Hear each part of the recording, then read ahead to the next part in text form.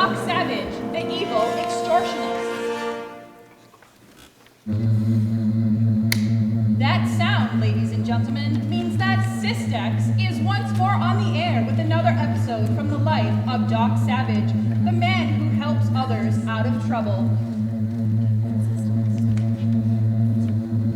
Sometimes it is a little thing that leads Doc Savage to the solution of a crime.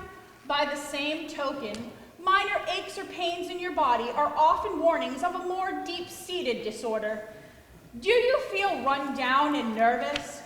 Do you have a tendency to take cold easily? Are you troubled by frequent headaches?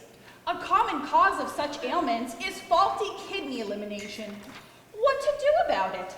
Cystex, ladies and gentlemen, is the answer to that. Cystex. Cystex is a gentle aid to the kidneys in their work of eliminating poisonous waste matters. Cystex is a doctor's prescription. Cystex contains no habit-forming drugs. Cystex soothes and tones raw and inflamed membranes. And Cystex starts work within 15 minutes after taking. Ask your druggist for Cystex, spelled C-Y-S-T-E-X, and see how much younger, stronger, and better you will feel by simply cleaning out your kidneys. Again, the sound of Doc Savage. As tonight's drama opens, we find Doc Savage in his headquarters on the top floor of a New York skyscraper. With him is one of his assistants, Monk, a huge fellow who looks surprisingly like a gorilla, but who is a renowned chemist. They are not expecting trouble, but a sudden uproar in the street below comes to their ears. Hey, Doc, hear that? Yes, Monk. Shooting. It's down in the street. The window. Look, daggone. I'll get the window up. Look at that, right under our window. A man in a car. Look it, that guy across the street. He's shooting at the bird in the car. A man had parked his car when the shooting started. Yeah, he's trying to get out. There he goes. Oh, that got him. He's hit all right. His car's rocking. It's gonna hit. Struck a lamppost. Look it, that guy who shot him is running. There's a girl running away from the car, too. A girl? I didn't see her. She jumped out of the car after it crashed. Come on, Monk. Going down, Doc? Sure, we're going down. Let me through, please. Stand aside. Pardon me. Will you move to one side, please? Is there a doctor in the crowd? Somebody call an ambulance! Say, that guy looks like he got his, Doc. Yes, Monk. I'm going to look at him. You see if you can catch the girl we saw running away from the car. Okay, Doc. Call an ambulance, somebody! Never mind the ambulance. Let me look at him. He's hurt bad. Let's see. I'll turn him over. He's pretty bad, isn't he? Worse than that. Say, he ain't... Yes, he's dead. Maybe you're mistaken? I think not. But if you ain't a doctor... I am a doctor, among other things. Say, you don't happen to be Doc Savage, do you? That's right. What a coincidence! What do you mean? My name is Jones, Henry Jones. I was the first man to reach this fellow after he was shot. The poor guy was mumbling. He wanted to give Doc Savage a message. A message? Yeah. Tell me exactly what he said. He said, tell Doc Savage to sail on the liner Manhattan, which leaves for Europe tonight. When the Manhattan is at sea, a man who is in trouble will come to Doc Savage for help. Was that all of it, Jones? Yeah, all the message. He just wanted you to sail on the Manhattan. What did he say besides the message? Not much. Something about meaning life or death to somebody if you didn't catch the Manhattan. Strange. Well, let's examine the fellow. He's a chauffeur, judging from his uniform. Age about 30. Let's look at his pockets. Well, nothing there. I say, Jones, did he give you his name? Jones, where's that man Jones? He was here a moment ago. Jones! Jones didn't stick around very long. Now I wonder why he left in such a hurry.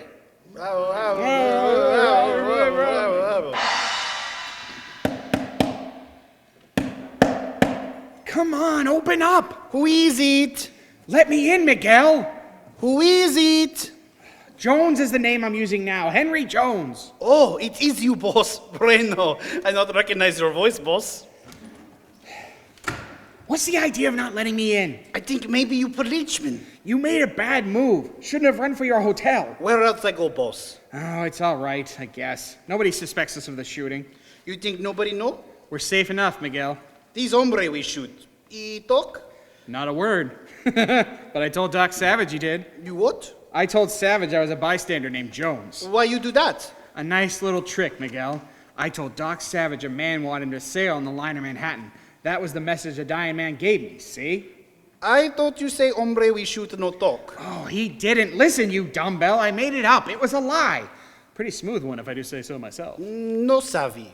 To trick Doc Savage. Don't you get it? Now he'll sail on the Manhattan. The girl won't get to him. Miguel, he's dumb, eh? He not see trick. Pretty good, boss. Yeah, if it works. Well, what do you mean, boss? The girl may get to Savage before he sails. Nah, gal, she plenty scared. You see her run away from that car we shoot. Yeah, she's scared, all right. Too scared to come near Doc Savage's office again. We go to work on girl now, eh? Not right now. Why not? We gotta play it safe. Doc Savage isn't out of the way yet. How we know if he sail on boat? We gotta watch him. Come on. I don't know. Maybe better we hide. Policemen see us, say them two fellas shoot, man, grab us. Oh, shut up. Come on, get a move on. If Doc Savage doesn't fall for my trick, we'll have to get him some other way. Take it easy, sister. This is Doc's office. Are we safe here? Sure, just take it easy. Take it easy. Would you be calm if somebody just took a shot at you? Nope. But getting excited don't help. We can't do anything until Doc gets here. I wish he'd hurry. It's getting late. I wonder if Carson is all right. You mean your chauffeur? Yes. I'm afraid he was shot. I should have stayed to see, but when the car crashed, all I could think of was to get away. So I ran. You ran all right, and you put up some fight when I caught you. Well, I thought you were the man that shot at us. Why doesn't Doc Savage come? What's that noise? Why, that's Doc. He must be back. Hello, Monk. Well, who's this? She's the girl we saw running away from the car, Doc. I followed her, caught up with her. Mr. Savage! Mr. Savage! Did you see Carson? Is he all right? Just a minute, please. Who are you? I'm Polly Sanderson. You're home? I have an estate in southern New Jersey. I see. And who is Carson? My chauffeur. He was driving the car when the shooting started. Is he all right, Mr. Savage? I'm sorry. He's dead. Dead. Poor Carson. But before he died, he gave a message to a man in the street. A Henry Jones, or so Jones said. What was the message? Jones said that Carson said to tell me to sail on the Manhattan at once, that the life of someone on board the ship depended on my doing so. Carson told you that? But I don't understand. You have no idea what Carson meant, Miss Anderson? Oh, I know. It does not make sense. Then the message was faked. I knew it must be, but I wanted to be sure. How'd you know it was fake, Doc? You didn't get a close look at the body, did you, Monk? No. Well, the chauffeur was shot through the heart. He probably died instantly. Then the fella couldn't have talked. For the love of Mike, that fella Jones, he tried to pull a fast one? Yes, unfortunately, he got away before I discovered the victim had been shot in the heart. But I still don't see why he should give you that message. Just one possible reason, Miss Sanderson. What? He wanted to get me out of town, out of his way. It's all to keep me from seeing you. That fella is a quick thinker, Doc. Yes, it was pretty clever. He is clever and desperate. I know. Oh, Mr. Savage, I don't know what to do. Let's hear your story, Miss Sanderson. They want $100,000. If I don't give it to them, they'll kill me. Just a minute. Suppose you begin at the beginning. Well, my father died a year ago. Yes? He left me his entire fortune, several millions. Woohoo! Go on, Miss Sanderson. Well, lately I've been getting letters. Letters? Yes, anonymous letters demanding money. How much do they want? $100,000. They say they'll kill me if I don't pay. For the love of Mike, didn't he go to the police? Oh, yes. And then I got a letter from these extortionists saying that my having gone to the police would not help. The letter was so confident that it worried me. So I came to you. How do they want the money paid, Miss Sanderson? I'm to drive to a certain spot and leave it for them. In cash? Yes. Oh, Mr. Savage, you'll do something? I'll do all I can. Monk, Yes, Doc. get the newspapers on the phone. Tell them to send reporters up. Newspapers, reporters. But, Doc, you don't like publicity. Usually not, Monk. But this time, publicity happens to be part of my plans. Call every newspaper office in town and hurry. Okay, Doc. Hello, Journal? Send a reporter to Doc Savage's office right away. Yeah, Doc Savage's office. Yeah, sure, it's hot. Operator, give me the morning news. What are you going to do, Mr. Savage? We're going to fly down to your estate in southern New Jersey immediately. You'll go ahead in one plane. Monk and I will follow in another. Yes, operator, the morning news. Say, Doc, what are you going to tell these reporters? That we are flying down to Miss Sanderson's place this evening. Gosh, Doc, I don't know as I like that. Those cookies will read the story and know you didn't fall for that gag about sailing on the Manhattan. That's exactly what I want. They may get tough, try to crook us. I hope they do, Monk. I'm going to set a little trap. It may work, it may not. But it is worth trying.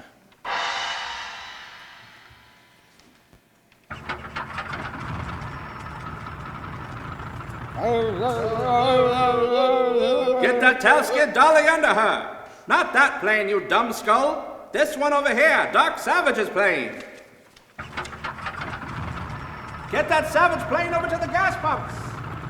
Run her along, you grease monkeys. Hurry it up.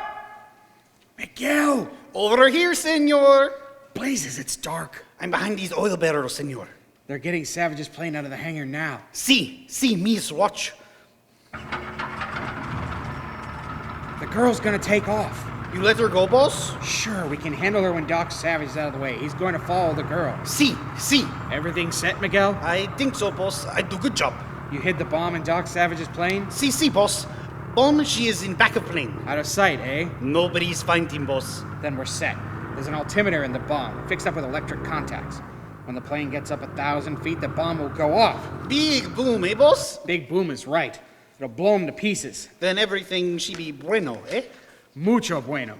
It's lucky the newspapers printed a story about Doc Savage going to Polly Sanderson's place. They even furnished us with the name of the airport and described his plane. Swell job we do, eh, senor? The first part wasn't so swell. We used to do good job, then we kill that feller. Pipe down, you fool! Nobody around here, senor. Well, don't brag about killing people. It's a bad habit. Well, we kill him anyway. And you can't say we do not do good job, senor. I didn't mean that. My part, when I tried to fool Doc Savage into sailing on the Manhattan, didn't turn out so hot. I wonder how he caught on. Oh, well, let's get out of here. That's far enough, gentlemen. Doc Savage! Get your hands up, quick! Miguel, run for it! Stop! Monk! The lights I'll use is tear gas bomb. Get back! Watch out! Monk, he's got a gun! Oh, my eyes! The tear gas! Tear gas them both, Doc. They can't see a thing. Miss Sanderson, Yes? come here. See if you know these two. Why, yes, I know them. Who are they? That's Miguel, one of my gardeners. Who is the other? A chauffeur named Spence, whom I discharged several months ago. The pair fell into our trap much easier than I expected. Yeah, they was dumb.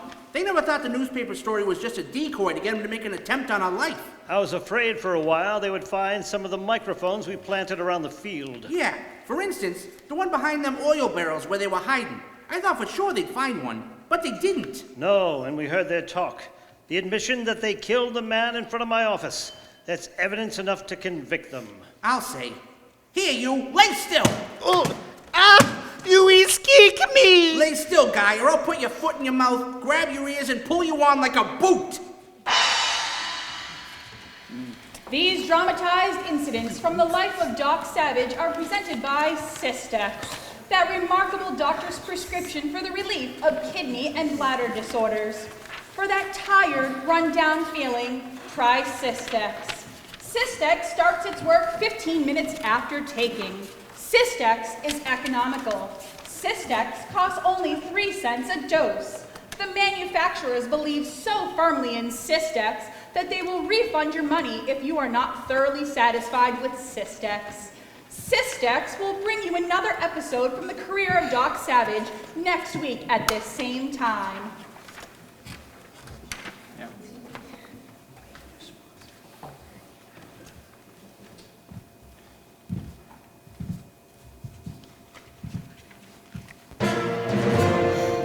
And now, Doc Savage, Black Light Magic.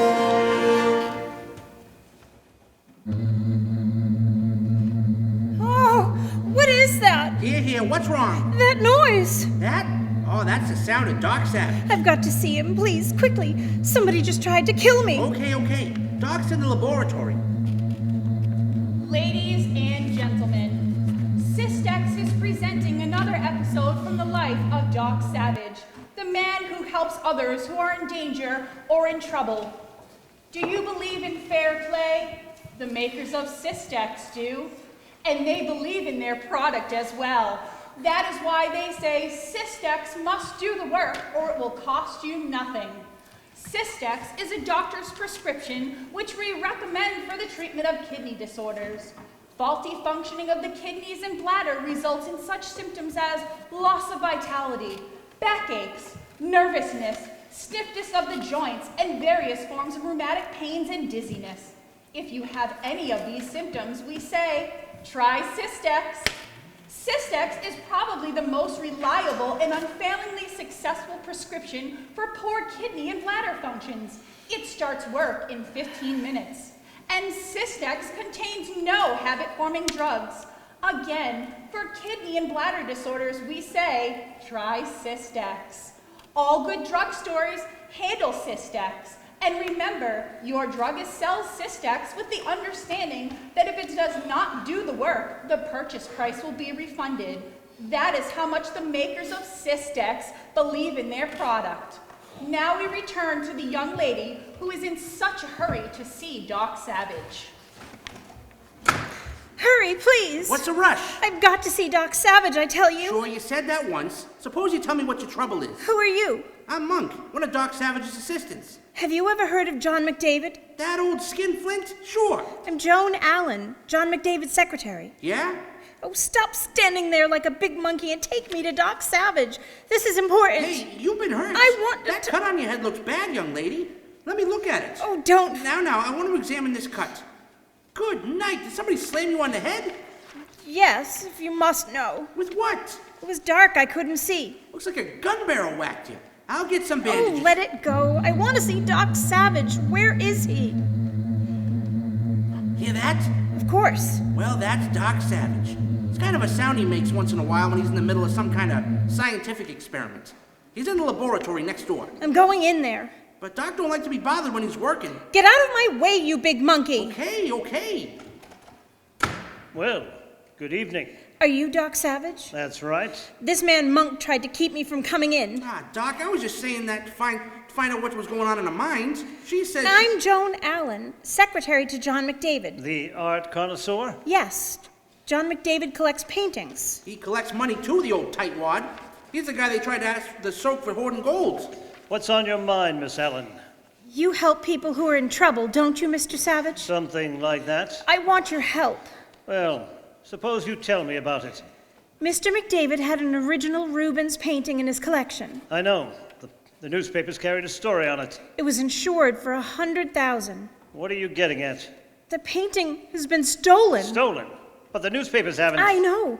The papers don't know about it.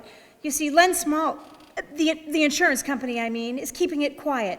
They hope the thief will be dumb enough to try to sell the painting. You mentioned Len Small. Who is he? The insurance company detective. I see. Now, where do you come in? Well, I happen to know that Mr. McDavid will pay $1,000 reward for the return of the painting. Only 1,000? The old pickle squeezer. Well, 1,000 looks big to me. Anyway, I've been prowling around the house since the painting was stolen. Why the house? I couldn't think of any better place to look for clues. You see, Mr. McDavid keeps his painting in a private gallery in his home. The gallery is a really big vault. Under the plaster, there are steel plates. The door is also steel. Then there are no windows. The painting was taken from the gallery. Yes, it just disappeared. Nobody seems to know how. How did you get that cut on your head? I was coming to that. Tonight I was watching the gallery door and someone crept up and hit me. I ran, or I guess they'd have killed me. Did you see who struck you? It was too dark. Why didn't you go to the police with this? I wanted some action. I don't get your meaning. I've read a great deal about you, Mr. Savage. You're supposed to be a wizard at solving things of this kind. I see. Well, we'll go out and look the place over. Wait just a moment. What are you doing? Getting this apparatus together. What is that thing, anyhow? It looks like one of those magic lanterns they used to have when I was a kid. It's on that order. It's a lantern that projects a beam of ultraviolet light. What's it used for? Many things. Here, I'll turn it on. Now, Miss Allen, hold that ring you were wearing in front of the lantern. All right. Say, the diamond looks kind of funny now, doesn't it? Yes. You see, the ultraviolet light shows that the setting in your ring is not a genuine diamond. The cheap bum. Who? The man who gave this to me, Len Small. The insurance company detective? Yes, he told me it was a diamond, the big lug. Well, you've seen one of the uses of this ultraviolet lantern. I'll say I have. And wait until I see Len Small. I'll take the lantern with us. Let's go.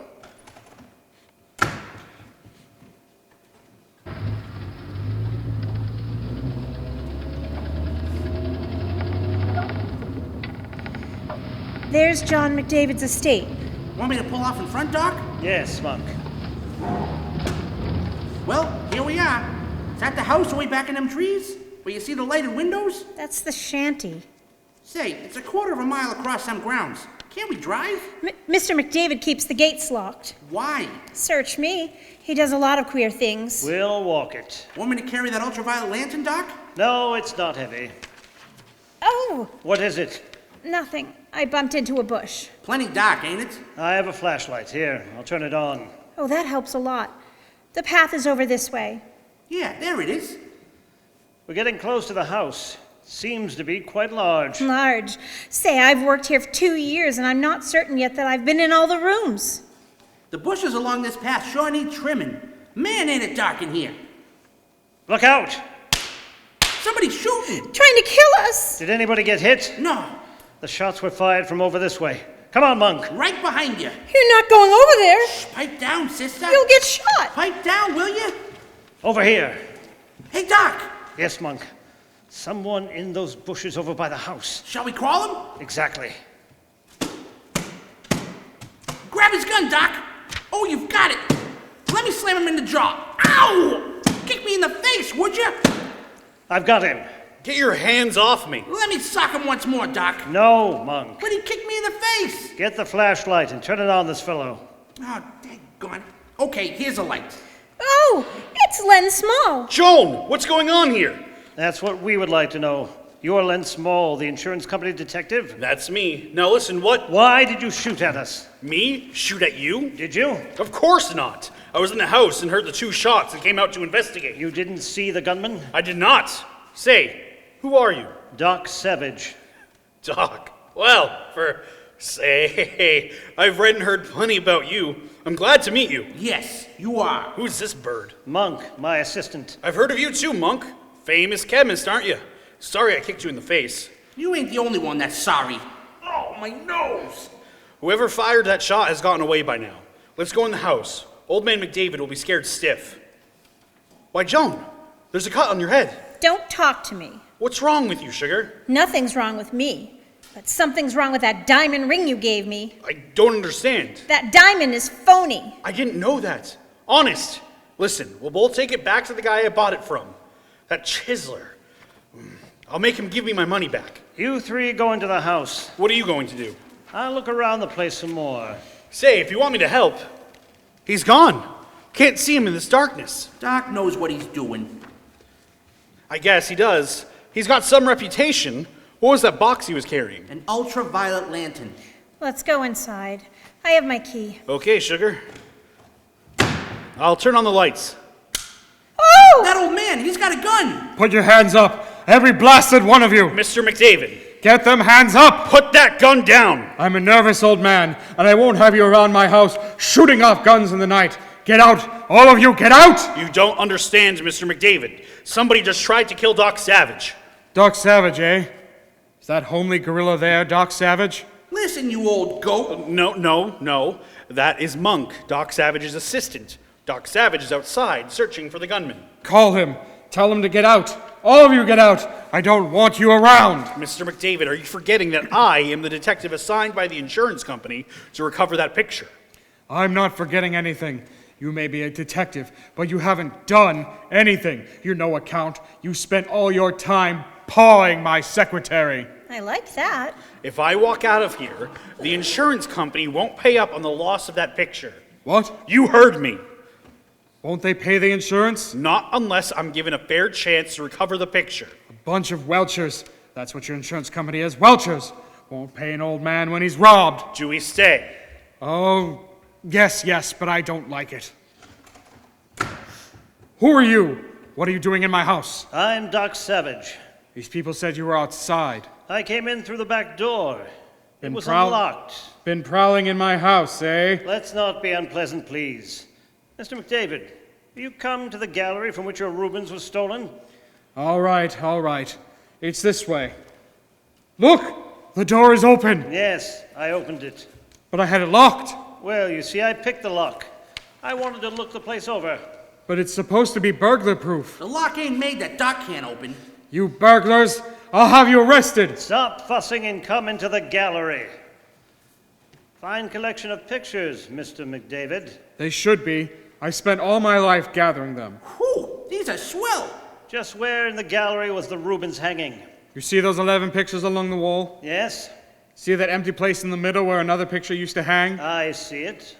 That 12th picture was the Rubens. It was stolen from there. Yes, it just disappeared.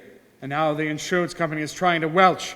They don't want to pay. Oh, they'll pay all right, but not unless you give me some cooperation in trying to find the picture. There seems to be hard feeling here. What's the trouble? This detective hasn't been trying to find the stolen picture. He has spent his time cultivating my secretary. I'll admit I haven't found any clues, but I did find the prettiest girl in the world, Joni here. Mr. McDavid, Yes? in your youth you were a rather good painter yourself, is that right? How did you know that? Were you a painter?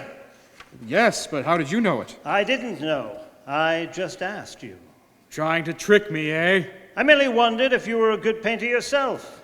Say, Doc, what are you trying to get at? Take this ultraviolet light lantern, Monk, and turn it on. Okay, Doc, the lantern is on. Point it at that row of pictures. I might tell you that I did this same thing a moment ago when I picked the lock and got in here. Hey, that picture on the end. Exactly, Monk. That picture doesn't look right under the ultraviolet light. It's got a lot of queer places in it. We might compare it to the diamond in your ring, Miss Allen. You mean it's phony? Not that exactly. You see, that is really two pictures. Two pictures? Yes, one is painted on top of the other on the same canvas. There's probably a film of collodion or some other substance between the two pictures. I don't understand. To put it in a simpler way, the canvas is fixed so that the top painting can be peeled off or removed with chemicals, leaving the first work of art intact. I get it, Doc, I get it. Darned if I do. The first painting on that canvas is the Rubens that was supposed to have been stolen. Then the Rubens wasn't stolen. In a manner of speaking, no. It was merely hidden. But why? Mr. McDavid, you've been short of money lately, haven't you? Are you trying to accuse me? Why, you... Oh, the cat is out of the bag. You tried this trick in hopes of collecting the insurance. You struck Miss Allen when you found her outside the gallery, afraid you had learned something, weren't you? And you tried to shoot me a while ago in the yard. Didn't want me around, possibly. You... His gun, Doc, watch out! I've got his gun. Hold it, Monk. McDavid is guilty, all right. His trying to shoot you proves it. I should think so. Let me sock him one, Doc. You wouldn't hurt an old man. Okay, Doc, okay. I'll let a judge and jury soak him. That, ladies and gentlemen, is the sound of Doc Savage, the man who uses his vast scientific knowledge and great physical strength to help others. These dramatized incidents from the life of Doc Savage are presented by Cystex, that remarkable doctor's prescription for the relief of kidney and bladder disorders. Next week, Cystex will bring you another episode from the career of Doc Savage.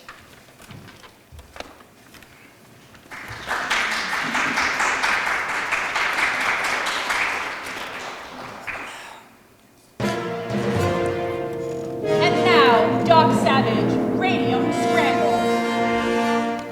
Women, more often than men, are the victims of excess acid in the system due to poor kidney functions, which may undermine health and vitality, dry and coarsen the skin, or cause bladder distress, getting up nights, burning and itching, leg pains, nervousness, dizziness, headaches, lumbago, swollen ankles, puffy eyes, or rheumatic pains.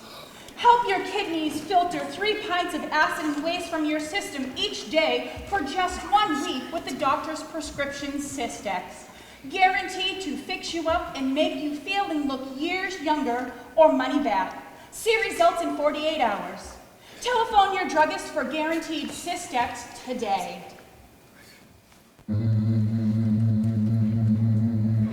What's that noise?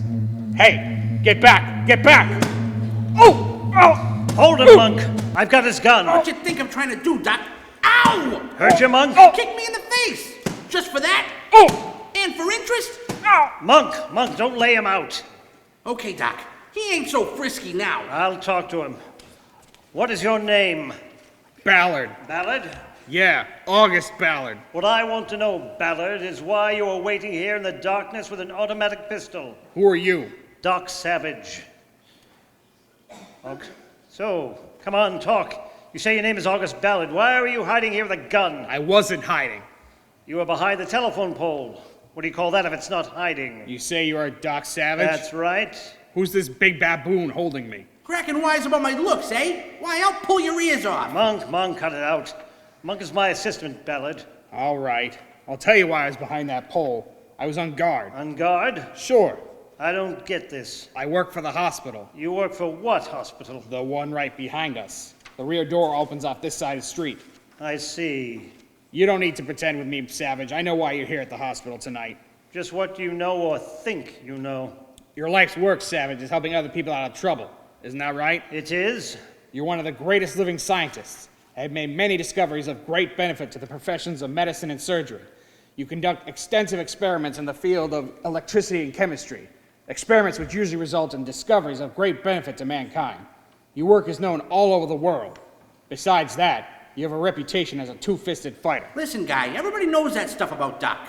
Quit beating the bush. You said you knew why we were here. Out with it. You're conducting experiments with radium and its application in the treatment of cancer. That's true. You need a large quantity of radium. The hospital here has one of the largest supplies in the world. They're going to loan it to you. You have come after it. Doc, he seems to know all the answers. Why are you hiding here, Ballard? I told you I was on guard. The radium is inside the hospital. It's usually locked up at night or when it's not in use. There's over $250,000 worth of it. Naturally, we weren't going to take chances on some crook walking off with it. Huh? Looks like we made a mistake. I'll tell the world you did. Well, Doc saw you fiddling around here with the gun and thought we'd better nab you. It's pitch dark here. How'd you spot me? Doc done that. How? You smoke, don't you? Cigarettes? Yeah, cigarettes. They've got kind of a peculiar aroma to them, ain't they? Yeah, they're very distinctive. A friend of mine in Asia, an internee in a hospital out there, ships them to me. Very special cigarettes, huh? What does this talk got to do with how you located me? Nothing. Except that they gave you away. But I wasn't smoking. I know, but the perfume from the thing stick to your clothing. Doc caught it several yards away. I can smell it myself now. Ballard, it was unfortunate that we mistook you for a holdup. I'll say. Boy, did Monk here land me 2 good ones. I have certain experiments underway and need that radium urgently. I suggest that we go inside and get it. Of course. But first, tell me one thing. Yes? What was that noise I heard just before you jumped me? You mean this? That's the noise. What is it? It's sort of an unconscious habit, Ballard. You mean you make that sound, Mr. Savage? Yes, subconsciously without thinking, usually in times of deep concentration. Well, I'll be darned. All right, let's go inside and get that radium. Yes, I must have it tonight. Watch your step, Doc. It's sure dark. Here's the back door, gentlemen. The doctor in charge of the hospital will turn the radium over to you, Mr. Savage. Come this way.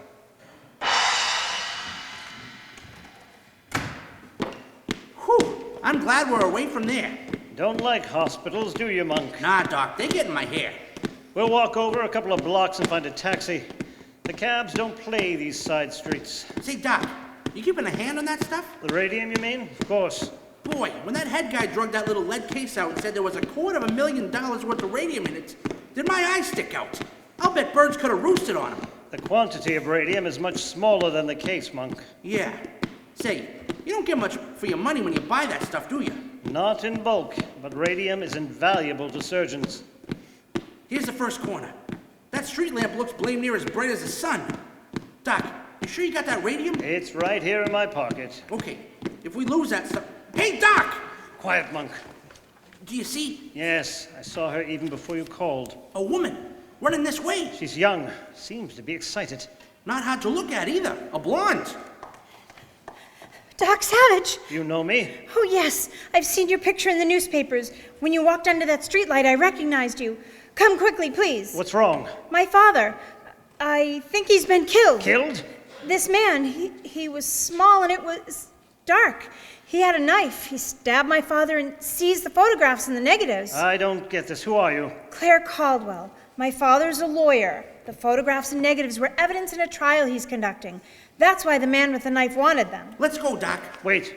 Miss Claire, do you know anyone at the hospital down the street? Are you acquainted with anyone there, I mean? Oh, no. No. Hurry, please. All right. Come on, Monk. With you, Doc. Just a minute, young lady. Oh, why are you holding my arm? Let me go. It won't work, young lady. I tell you, my father. The father story was fairly clever, I'll admit. Doc, you mean she was lying to us? I doubt a word she told us was the truth. How can you tell? Come over here where you can catch her breath. Huh. Smells like she'd been drinking perfume. Remember those cigarettes Ballard said he smoked? The cigarettes which enabled us to locate him in that darkened street? Good night. I get it now. This girl's been smoking some of those cigarettes. Exactly. Ballard said they were not common cigarettes. Strangers should both smoke the same kind. Very strange, Monk. Here, you hold our blonde girlfriend. Keep your hands off me, you big ape. Ow! Let go of that ear, you hussy. Well, if I gotta sit on you, I gotta. I gotta, Doc. Hold her here. Where you going? To have a look at that house. There's just a chance the story about the lawyer, the photographs, and the man with the knife might have been true. I'm going to make sure. I'll save you the trouble. Put your hands up. Well, Grab the stars, both you mugs. Ballard! Yeah, Ballard. Stand still, monkey face. I'd love to pay you back for that pasting you handed me in the street. So the girl was lying. She was doing her part. The idea being to get... To get the radium, you said it. But you work at the hospital. Sure, been there almost a year, monkey face. Just waiting for my chance. Back up, you two. What are Dry you... up, Savage. Head for the house. The girl was gonna take you there and hold your attention while I came up from behind. But you saw through the scheme. Get a move on. I'll open the door. Do that, honey. Here's an extra flashlight. Hey, there ain't no furniture in this joint. Sure, just an empty house, monkey face. Say, lay off calling me that, or else... You'll what? Never mind. Maybe this'll teach you to keep that baboon mouth shut. Oh! Why, you gun or no gun? Monk, he'll shoot you. Keep your head. Guess you're right, Doc. You'll bet I'll shoot him, Savage. Hand over that radium. It's in my pocket. Hand it over, I said. I ain't taking chances on getting close to you. Here it is. Hot dog. Did you get it, Augie? Sure did, hun. Now you get that wire clothesline we found in the back room. Will I?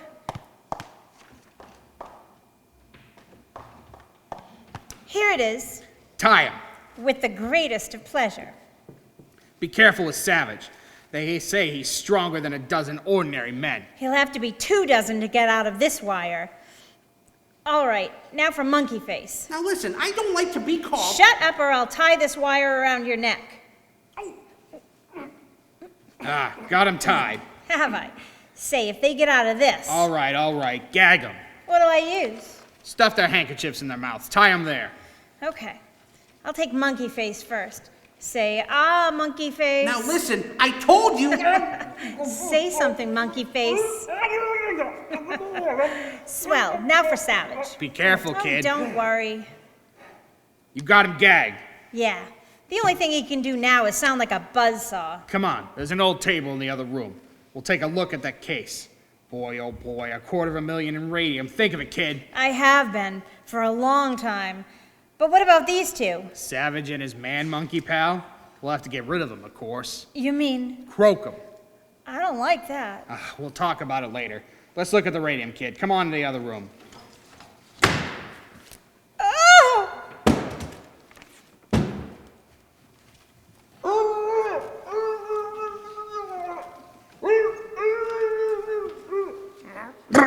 Finally got that gag out. Hold still, Monk. I'll untie the knot of your gag with my teeth. There, it's out. Doc, what happened in the other room? That girl screamed. Let's see if we can untie each other. Okay, Doc. Say, that thing in the other room gets me. After the girl screamed, it sounded like they both fell over or something. Think I can finish my knots, Monk? Yes, they're loose now. Now I'll get yours. I'm all right. Got your ankles free? Yeah. Let's go into the other room. Good night, Doc. They're both dead. Not dead, Monk. They're just unconscious. Well, what laid them out, Doc? The case which supposedly held the radium. Supposedly? What do you mean? The case actually held a subtle and very powerful anesthetic gas, which brought quick unconsciousness when they opened the container. The gas is gone by now. I'll look them over. Yeah, they're just unconscious. Say, where is the radium anyway? In the hospital safe. Safe? You mean locked up? Exactly. But I thought... You thought we came to the hospital tonight to borrow their radium supply, but we did not come for any such purpose. For crying out loud! This fellow Ballard has been keeping an eye on the radium for some time, and the hospital authorities noticed it and became suspicious. They called me in. I cooked up this little trap for Ballard. I couldn't afford to wait until I was sure he was a thief. But Doc, you didn't tell me about this earlier. Monk, you're one swell guy, but you're also a bum actor. Yeah, I guess you're right at that. When I do things, I don't pretend. For example, take what I'm gonna do to this mug Ballard when he wakes up. Don't hurt him. I won't, much. But he's gonna think twice before he calls the next guy Monkey Face. Tune in next week at this time for the next thrilling Doc Savage drama, brought to you by the makers of Cystex, spelled C-Y-S-T-E-X.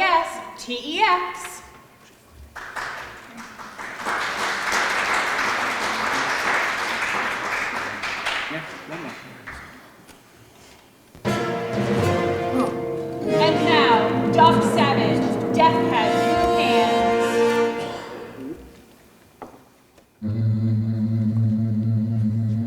Oh, what is that sound?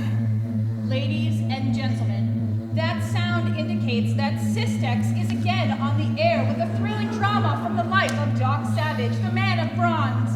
Doc Savage is a man who has made it his life's work to aid those who are oppressed, to help those who are in trouble or in danger. Now here is mystery, menace, terror, and Doc Savage. Oh, what is that noise? Gosh, it's dark in this canyon. Can you see her, Doc? No, Monk. Not enough light in here. Sounds like she's over this way. Watch out for the sagebrush. Here's the side of the canyon. Take it easy, Monk. Oh, blast that rock! Who is that? Oh, she's heard us. Better answer up, whoever you are. All right, I'm gonna turn a full few bullets loose. Hold on, young lady. Let's talk it over. Who's that guy? Quiet, Monk. There must be 4 of us in this Wyoming Range canyon. You with the froggy voice. Who are you? Yeah, who is that other guy? Quiet, Monk. This is Doc Savage. Why, the bold-faced liar? Doc Savage, you say? That's right. What a relief. I've been waiting for you, Mr. Savage. Who are you, young lady? I'm Dorothy Thomas. I'm gonna turn a flashlight on that guy with the funny voice, Doc. There's the light. Huh? Well, what do you know about that? There ain't nobody but me and you and the girl in the canyon, Doc. Quite so, Monk. But that hollow voice, Doc. Mine, Monk. That voice was yours, Doc? Oh, I get it now. You threw your voice. Use ventriloquism. Exactly. That was just in case the young lady here should take a shot at the sound of the voice. But I see the precaution was a wasted effort. You haven't got a gun, have you, Dorothy Thomas, or whatever your name is? Who are you? I told you, Doc Savage. But that was another voice. That was Doc's voice. He's a crackerjack ventriloquist. And who are you? Me? I'm Monk, Doc's assistant. Now that we know who's who, suppose we get down to facts. You said you were waiting for us, Dorothy. A strange place for that, isn't it? It's a safer place than some I know. What do you mean by that? Wait a minute. You came here from New York City, didn't you? Yes, by plane. Only landed a few minutes ago. I heard your plane come down on that alkali flat at the mouth of this canyon. Saw the landing lights you used, too. I had a suspicion it was you, so I came out here to meet you. Then I gather we're near the Box Circle Ranch. The Box Circle Ranch house is up this canyon about half a mile. Excellent. I've got some bad news. What do you mean? Judd Harmon called you from New York City to Wyoming, didn't he, Mr. Savage? Yes, he did. Mr. Savage, you are a man who has made a life work of helping others out of trouble. Isn't that true? Well, Sure, it's the truth. Doc's too dang modest. Mr. Savage, you're aware that Judd Harmon is a wealthy man? I am aware that he is rumored to be wealthy, but the records show that he owns no property other than the Box Circle Ranch. That's easily explained. Judd Harmon is a hoarder. He keeps his money in cash, gold, silver, and greenbacks. You seem to know a great deal. I ought to. Judd Harmon is my uncle. His sister was my mother. I'm an orphan, and Judd Harmon has taken care of me since I was very small. What is this leading up to? The bad news? Yes, the bad news. You see, I know why Judd Harmon summoned you from New York. You do? Uncle Judd told me he was going to turn his entire personal fortune, except for a few $1,000s in the Box Circle Ranch, over to you. The money was to be spent in erecting a hospital in Cheyenne. The hospital was to be known as the Judd Harmon Memorial Hospital. He could hardly dispose of his money in a more humane fashion. You said it, Doc. This guy must be different than most gold hoarders. I think Uncle Judd saved that money in cash for one grand gesture of his lifetime. He wanted to slap it down and say, "There it is, build a hospital." It was to be his one bid for fame. It would get his name in the newspapers and everything. He picked a worthwhile way of making the splurge. Judd was a great guy. Was? What do you mean? Judd Harmon was murdered early this evening, just after dark, we think. Murdered? In the most horrible fashion you ever saw. But what was the motive? You'll understand that when you see the body. Any idea who did it? None at all. Let's go on to the Box Circle. I want to make an examination. There's a lighted window. That's the Box Circle Ranch house. How many cowboys are there? Only two, Shorty and Smith. You suspect either of them of the murder? Well, do you? Oh, I hate to say when a thing is as serious as this. Miss Thomas, you do suspect one of them. Who is it, Shorty or Smith? It's Shorty. What makes you suspect him? Well, I saw him following my uncle secretly. When was that? Yesterday. What did you do about it? I confronted him and asked him what he was doing. He denied that he was following Uncle Judd. At the moment, I half believed him. You think he was watching Judd Harmon to ascertain the whereabouts of Harmon's hoarded money? I don't know. Hey, Doc, listen. Take that and that! Try to frame me, will you? Why, you? That's Smith and Shorty. They're in the bunkhouse. Sounds like they're bouncing each other off the walls. Come on!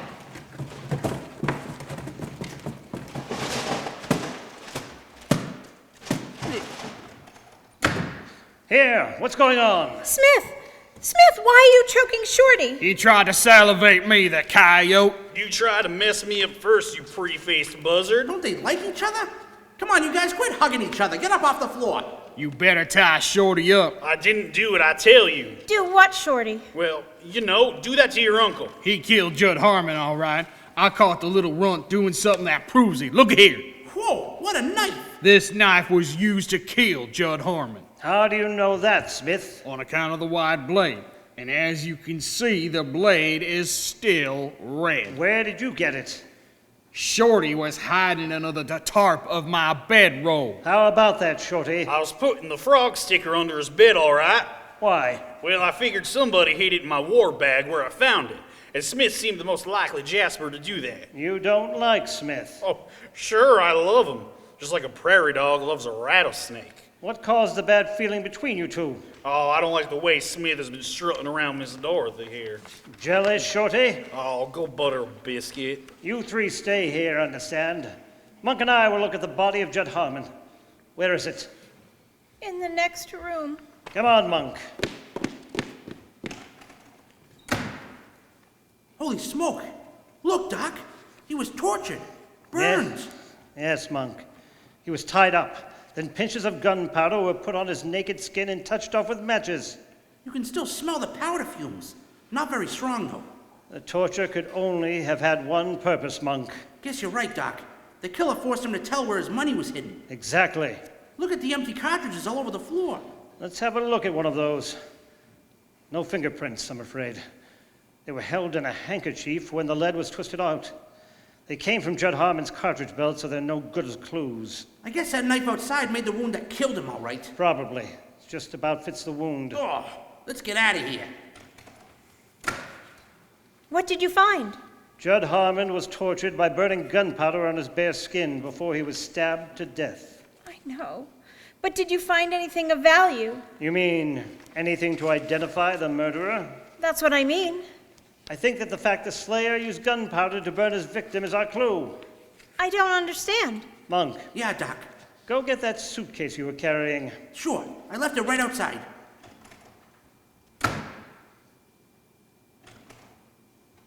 Here it is, Doc.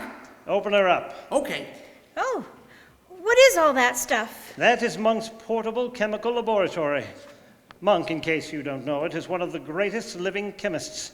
He looks like the missing link to me. No cracks about my looks, cowboy, or I'm liable to take a few arms and legs off you. Got any paraffin in that assortment of chemicals, Monk? Paraffin? Sure, Doc. Here's some. All right. Warm it over this burner. Warm it just enough that it becomes liquid. What you doing? Following your suggestion, Shorty. Say, are you loco? Remember when you said, go butter a biscuit, Shorty? Yeah, I remember. I'm working along that line. I still think you're loco. Know anything about chemistry, Shorty? Cows is the only animal I know anything about. Put out your hand, Shorty. What's the idea? Do as I say. Okay. I'm Okay. going to put some of this paraffin on your hand, Shorty. If it's too hot, say so. It ain't too hot. Good. Now, Miss Thomas, you're next. You're going to put the warm, soft paraffin on my hands? Exactly. Well, all right. Now you, Smith. I hope this will help you find the killer, Mr. Savage. I hope so too, Smith. Now listen, all of you. Let that paraffin cool until it becomes a cake. It's almost that cool now, isn't it? That on my hands is. Take it off then. Make a little pile of the paraffin on the table.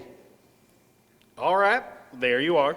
The other two of you do the same thing. Make separate piles. Say, what's the idea of all this foolishness, feller? I'll explain in a moment. Miss Dorothy, the paraffin on your hands is nearest to the table, isn't it? That's right. And yours is in the middle, Smith? Uh-huh. Now, Monk, I want a solution of diphenylamine and a solution of sulfuric acid. I'll get it. What was that stuff? Just a chemical mixture. I sure don't get this, feller. I'll explain. Gunpowder gases are of a nitrogen nature.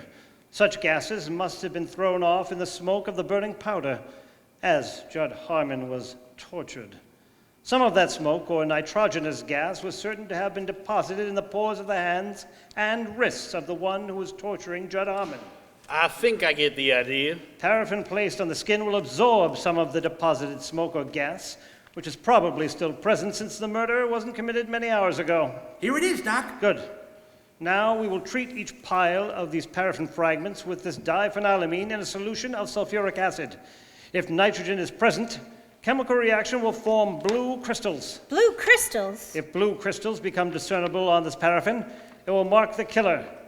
In other words, I'm applying a chemical test to learn if any one of you has recently had his hands, or her hands, around burning gunpowder. Here's a magnifying glass, Doc. Very well. I'll use it on Shorty's pile of paraffin first. You're cleared, Shorty. Now Smith is next. And if there are no blue crystals... Look out, Doc. He's trying to get away. Smith, you're the killer. He's got a gun. Oh! Cut it out, Smith. Oh! You didn't move quite quick enough. Let me paste him one, Doc. He blamed me and shot me. No, that wouldn't do, Monk, but you can hold him. Let me have him. Oh, you big gorilla, you're gonna break my arm! Let me have his other arm to twist on. The rat tried to frame me by planting that knife in my bunk. Dagnabbit. We'll make him tell what he done with Judd Harmon's money. You gentlemen won't need to bother about that. Huh? Smith couldn't very well have gotten Judd Harmon's hoard of currency. You know where it is. Judd Harmon gave me that information in the course of our negotiations concerning the hospital. The money is in the safety deposit vault of a Cheyenne bank and has been there for some time. Well, I'm gonna hand this maverick one good poke to pay him back for trying to frame me. Hop to it, Shorty. I'll hold him. Cut that out, you two. Okay, Doc. Doc Savage did not take long, thanks to his vast fund of scientific training, to solve the mystery of who killed Judd Harmon. There is something of the miraculous about the way this bronze man works. There is also something miraculous about the way Cystex works. Listen in next week for another dramatized episode from the life of Doc Savage.